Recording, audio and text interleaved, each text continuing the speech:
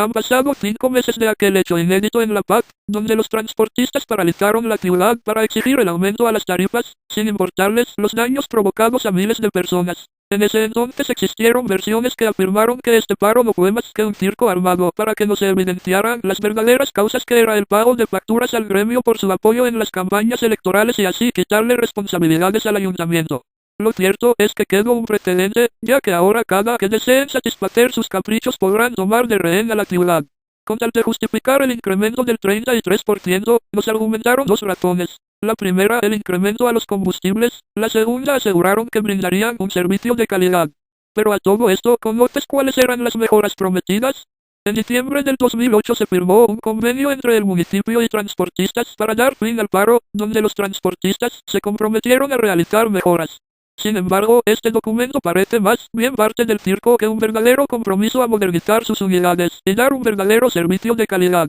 Con medidas como las que aquí se muestran, no se justifica que tenga que incrementarse la tarifa, porque realizarlas requiere una mínima inversión. Es más, la mayoría son obligaciones que los transportistas tienen por ley sin necesidad de convenios. Hoy, con el inicio de la temporada de calor, nos damos cuenta que de calidad, el servicio no tiene nada. Es muy incómodo viajar en estas unidades, las cuales con frecuencia les falta una adecuada ventilación, y con el amontonamiento de las personas en las horas pico, la incomodidad crece. Y qué decir del estado de las unidades, la mayoría tienen los asientos grafiteados, rotos y hasta sueltos. El estado mecánico de las unidades deja mucho que desear, cada que frenan rechinan, además de lo que brincan durante el trayecto. Los regidores de oposición ofrecieron opciones. El PRI propuso, con el fin de promover un verdadero servicio de calidad, aplicar tarifas escalonadas, dependiendo la antigüedad de la unidad. El PAN propuso un subsidio en las tarifas para no lastimar más la economía de las familias, sin afectar a los transportistas por el aumento del combustible, sobre todo después de que el gobierno federal puso un control en el incremento de gasolina y del diésel.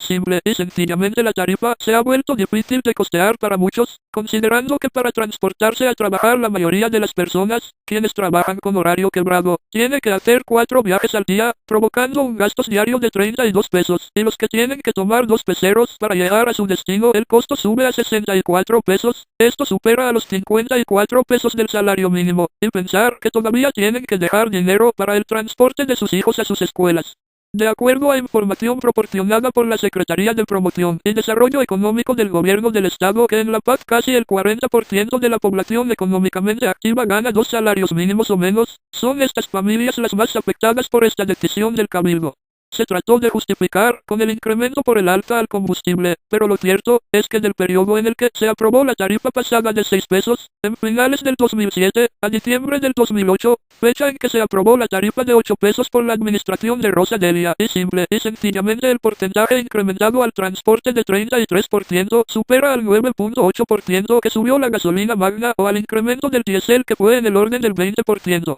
En todo el país subió la gasolina, porque aquí es tan caro. Si Baja California Sur tiene la ventaja de que cuesta ligeramente menos el combustible por concepto de IVA, más las ventajas en materia de importación de vehículos, que si bien estas han disminuido por la última reforma fiscal, seguimos teniendo preferencias con el resto del país, además de ventajas comerciales por refacciones por la cercanía con los Estados Unidos. Si no se mejoró el servicio y el aumento de los combustibles es inferior al del transporte, simple y sencillamente no se justifica el aumento a la tarifa. Lo que es verdaderamente lamentable es la falta de interés del ayuntamiento, al no realizar estudio alguno que evaluase la situación económica del transporte como manda la ley. Los estudios Citro, los que aseguran los regidores haber mandado a hacer, son los mismos hechos en 2007 usados para aprobar en aquel entonces la tarifa de 6 pesos durante la administración pasada de Víctor Castro, los mismos no más que reciclados. Sin embargo, en estos claramente muestra que el ingreso diario promedio de cada unidad es de 1.600 pesos, de los cuales 600 pesos es para gasolina, los choferes reciben 300 pesos, y 700 pesos para los concesionarios en temporada baja, vacaciones, y resto del año el ingreso sube a 2.100 pesos, de los cuales queda 1.500 pesos libre para repartido entre los dos.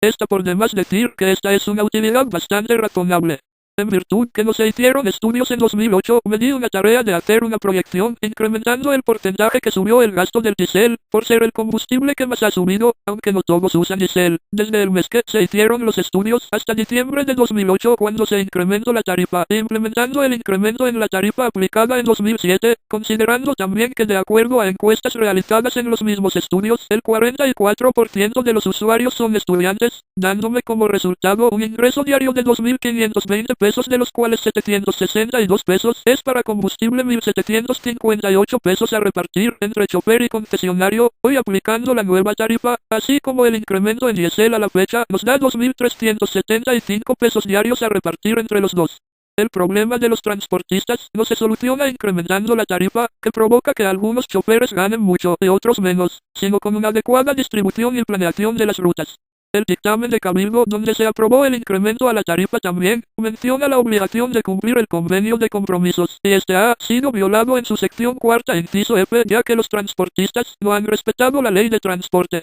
No entregan boleto al pasaje de acuerdo al artículo 76, no respetan el artículo 35 en su fracción 5, que menciona como único requisito para ofrecer el descuento de estudiante el portar la credencial de estudiante vigente, sin importar si es día de clases o no. El artículo 40 de la misma ley habla de las causales de suspensión de la concesión, y este ha sido violado al suspender el servicio en el famoso paro, ha sido violado al no respetar la tarifa de estudiante, al tener los asientos en condiciones inapropiadas, al saltarse colonias en las rutas cuando los choferes traen prisas, y al circular una gran cantidad de unidades sin placas. Pero simplemente jamás la han respetado, ya que en el artículo 20 y 21 de la misma ley dice que no se le puede otorgar concesión de transporte público quien ya tenga concesión federal de transporte, como es el caso de Transporte Urbanos de La Paz S.A. perteneciente a Grupo Mar de Cortés, quien a su vez tiene concesiones federales como Autotransportes Águila, empresa que no se caracteriza por su seguridad. Porque las autoridades estatales de ese entonces permitieron esto, que por cierto eran del mismo color que hoy gobierna, y porque las municipales y estatales actuales permiten que estos señores estén por encima de la ley.